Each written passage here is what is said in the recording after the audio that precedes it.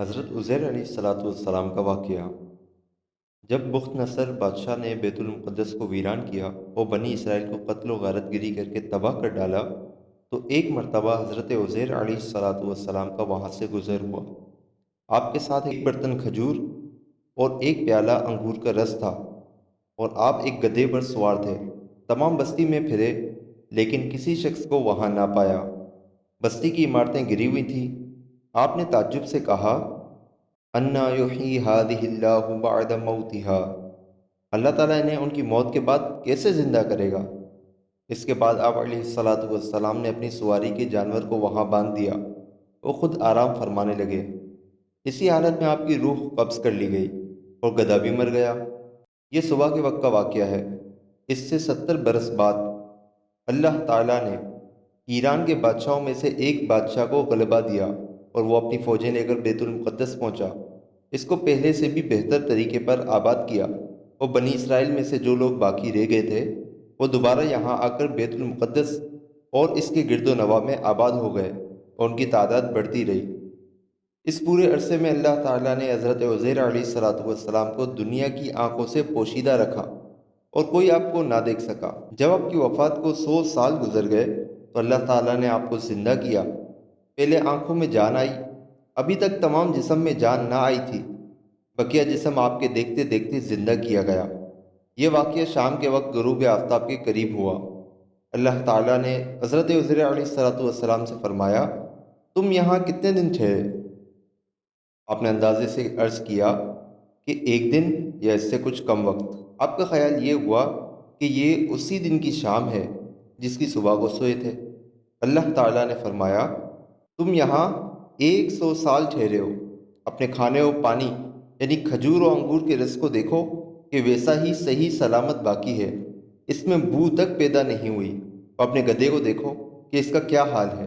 چنانچہ آپ نے دیکھا کہ وہ مر چکا ہے، اس کا بدن گل گیا اور اعضاء بکھر گئے ہیں، صرف سفید ہڈیاں چمک رہی تھیں۔ آپ کی آنکھوں کے سامنے اس کے اعضاء جمع ہوئے، اعضاء اپنی اپنی جگہ پر آئے، ہڈیوں پر گوشت چڑھا، گوشت پر کھال آئی، بال نکلے، پھر اس میں روح پھونکی گئی، اور وہ اٹھ کھڑا ہوا اور آواز نکالنے لگا۔ آپ نے اللہ تعالیٰ کی قدرت کا مشاہدہ کیا اور فرمایا، میں خوب جانتا ہوں کہ اللہ تعالیٰ ہر شے پر قادر ہے۔ یعنی یقین تو پہلے ہی تھا، اب عین الیقین حاصل ہو گیا۔ پھر آپ اپنی اس سواری پر سوار ہو کر اپنے محلے میں تشریف لائے۔ سر اقدس اور داڑھی مبارک کے بال سفید ہو گئے تھے۔ عمر وہی 40 سال کی تھی۔ کوئی آپ کو نہ پہچانتا تھا۔ اندازے سے اپنے مکان پر پہنچے۔ ایک ضعیف بڑھیا ملی جس کے پاؤں رہ گئے تھے، وہ نابینا ہو گئی تھی۔ وہ آپ کے گھر کی باندھی تھی، اور اس نے آپ کو دیکھا ہوا تھا۔ آپ نے اس سے پوچھا کہ یہ عزیر کا مکان ہے؟ اس نے کہا، ہاں، لیکن عزیر کہاں؟ انہیں تو غائب ہوئے 100 سال گزر گئے ہیں۔ یہ کہہ کر وہ خوب روئی۔ آپ علیہ السلام نے فرمایا، میں عزیر ہوں۔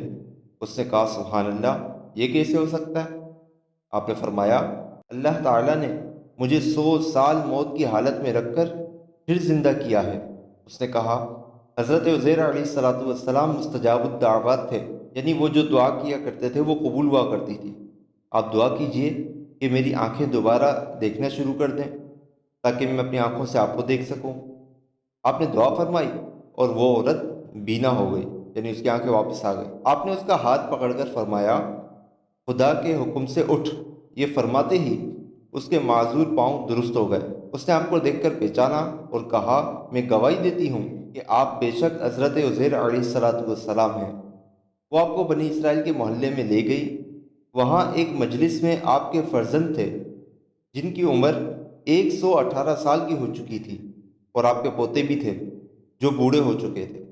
بڑھیا نے مجلس میں پکارا کہ یہ حضرت عزیر علیہ السلام تشریف لائے ہیں۔ اہل مجلس نے اس عورت کو جھٹلایا۔ اس نے کہا، مجھے دیکھو، ان کی دعا سے میری حالت ٹھیک ہو گئی ہے۔ لوگ اٹھے اور آپ کے پاس آ گئے۔